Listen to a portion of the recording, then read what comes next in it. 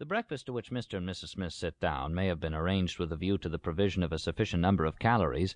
They need only go to Childs's to learn about calories. But in all probability neither of them has ever heard of a vitamin. As Mr. Smith eats, he opens the morning paper.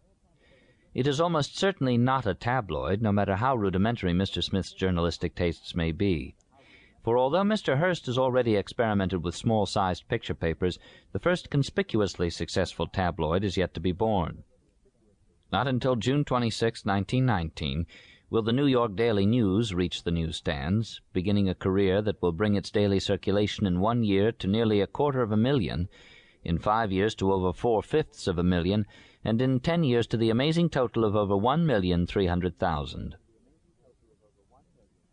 Strung across the front page of Mr. Smith's paper are headlines telling of the progress of the American Navy seaplane, the NC-4, on its flight across the Atlantic via the Azores.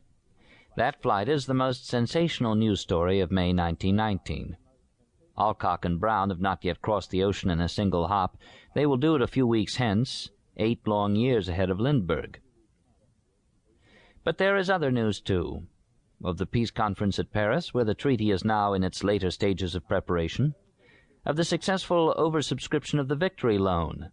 "Sure we'll finish the job," the campaign posters have been shouting. Of the arrival of another transport with soldiers from overseas. Of the threat of a new strike. Of a speech by Mayor Ole Hanson of Seattle denouncing that scourge of the times, the IWW. Of the prospects for the passage of the suffrage amendment, which it is predicted will enable women to take a finer place in the national life, and of Henry Ford's libel suit against the Chicago Tribune, in the course of which he will call Benedict Arnold a writer, and in reply to the question, "Have there been any revolutions in this country?" will answer, "Yes, in 1812. If Mr. Smith attends closely to the sporting news, he may find obscure mention of a young pitcher and outfielder for the Boston Red Sox named Ruth, but he will hardly find the babe's name in the headlines. In April 1919, Ruth made 1 home run. In May, 2. But the season was much further advanced before sporting writers began to notice that he was running up a new record for swatting, 29 home runs for the year. The season had closed before the New York Yankees, seeing gold in the hills, bought him for $125,000. And the summer of 1920 had arrived before a man died of excitement when he saw Ruth smash a ball into the bleachers, and it became clear that the mob had found a new idol. In 1919, the veteran Ty Cobb, not Ruth, led the American League in batting. The sporting pages inform Mr. Smith that Rickard has selected Toledo as the scene of a forthcoming encounter between the heavyweight champion, Jess Willard, and another future idol of the mob, Jack Dempsey. They met, you may recall, on the 4th of July, 1919, and sober citizens were horrified to read that 19,650 people were so depraved as to sit in a broiling sun to watch Dempsey knock out the 6'6" champion in the 3rd round.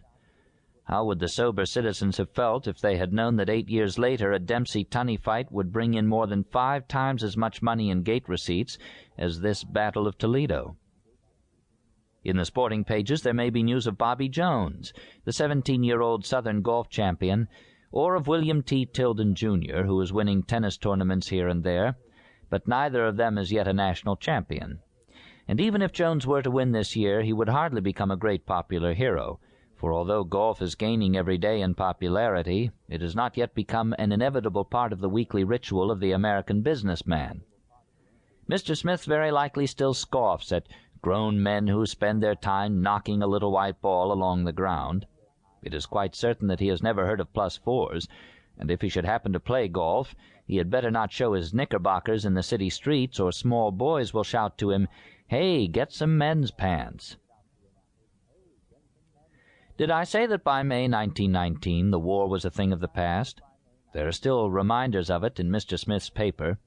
Not only the news from the peace conference, not only the item about Sergeant Alvin York being on his way home, there is still that ugliest reminder of all, the daily casualty list. Mr. and Mrs. Smith discuss a burning subject, the high cost of living. Mr. Smith is hoping for an increase in salary, but meanwhile the family income seems to be dwindling as prices rise. Everything is going up. food, rent, clothing, and taxes. These are the days when people remark that even the man without a dollar is 50 cents better off than he once was, and that if we coined 7-cent pieces for streetcar fares, in another year we should have to discontinue them and begin to coin 14-cent pieces. Mrs. Smith, confronted with an appeal from Mr. Smith for economy, reminds him that milk has jumped since 1914 from 9 to 15 cents a quart, sirloin steak from 27 to 42 cents a pound, butter from 32 to 61 cents a pound, and fresh eggs from 34 to 62 cents a dozen. No wonder people on fixed salaries are suffering, and colleges are beginning to talk of applying the money-raising methods learned during the Liberty Loan campaigns to the increasing of college endowments. Rents are almost worse than food prices, for that matter. Since the armistice, there has been an increasing shortage of houses and apartments, and the profiteering landlord has become an object of popular hate, along with the profiteering middleman. Mr. Smith tells his wife that these profiteers are almost as bad as the IWWs. He could make no stronger statement. Breakfast over, Mr. Smith gets into his automobile to drive to the office. The car is as likely to be a Lexington, a Maxwell, a Briscoe, or a Templar as to be a Dodge, Buick, Chevrolet, Cadillac, or Hudson, and it surely will not be a Chrysler. Mr. Chrysler has just been elected first vice president of the General Motors Corporation. Whatever the make of the car, it stands higher than the cars of the 1930s. The passengers look down upon their surroundings from an imposing altitude. The chances are 9 to 1 that Mr. Smith's automobile is open. Only 10.3% of the cars manufactured in 1919 were closed. The vogue of the sedan is just beginning. Closed cars are still associated in the public mind with wealth. The hated profiteer of the newspaper cartoon rides in a limousine. If Mr. Smith's car is one of the high, hideous, but efficient Model T Fords of the day, let us watch him for a minute. He climbs in by the right-hand door, for there is no left-hand door by the front seat, reaches over to the wheel and sets the spark and throttle levers in a position like that of the hands of a clock at 10 minutes to 3. Then, unless he has paid extra for a self-starter, he gets out to crank. Seizing the crank in his right hand, carefully, for a friend of his once broke his arm cranking, he slips his left forefinger through a loop of wire that controls the choke. He pulls the loop of wire, he revolves the crank mightily, and as the engine at last roars, he leaps to the trembling running board, leans in and moves the spark and throttle to 25 minutes of 2. Perhaps he reaches the throttle before the engine falters into silence, but if it is a cold morning, perhaps he does not. In that case, back to the crank again and the loop of wire.